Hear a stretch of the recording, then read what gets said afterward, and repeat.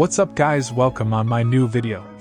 In this video I'm gonna show you a new strategy game. Diplomacy is not an option.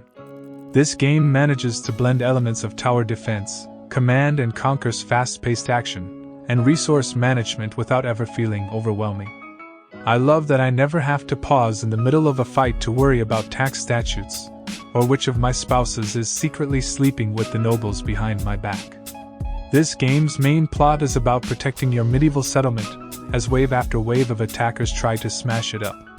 Rather than have you traipsing around the map in search of trouble to make, there is a refreshing focus on defense, a fence's nerdy younger sister, with victory determined not by how well you've conquered the surrounding land, but how capable you are of taking a beating and coming out on top. In the moments of respite between attacks, you've got a precious handful of minutes to expand your town with more homes for settlers, more farmlands and fisheries for food, and resource-generating buildings like iron mines and lumber mills.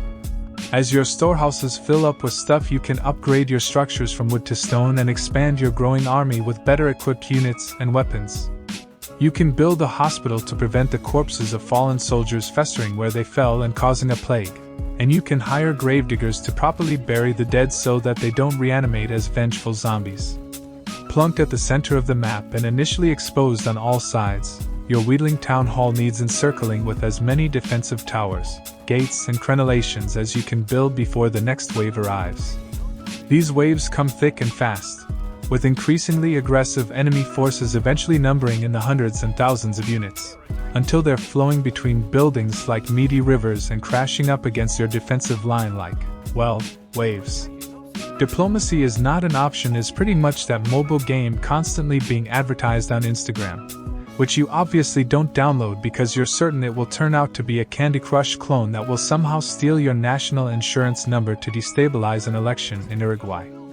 It's that mobile game, but as you first imagined it, right down to your ability to fire off godlike and visually spectacular magic spells, things like divine rays that scythe a path of devastation through an attacking army, and a meteor strike that sends soldiers flying skywards on a suborbital trajectory. The imagined mobile game is a helpful point of comparison. Diplomacy is not an option is strategically about as light as you'd find on a phone, a conveyor belt of simple army management that unfolds the same way each time you play.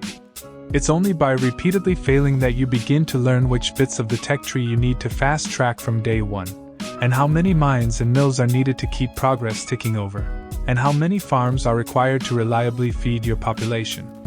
There is a correct answer for all of these questions, and learning to play the game simply involves finding them through trial and error.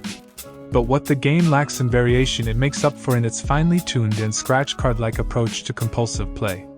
The cartoonish low-poly visuals and punchy sound effects make building out your expanding fortress an irresistible pleasure to be repeated over and over again, like scratching an itch somewhere deep inside your own skull. Assigning a few cohorts of crossbowmen to your towers and watching them effortlessly obliterate an approach wave of angry peasants is soothing, a cool balm for the mind, like slowly pushing your hoover of an especially dirty bit of carpet and hearing the crackle of debris clattering up the tube.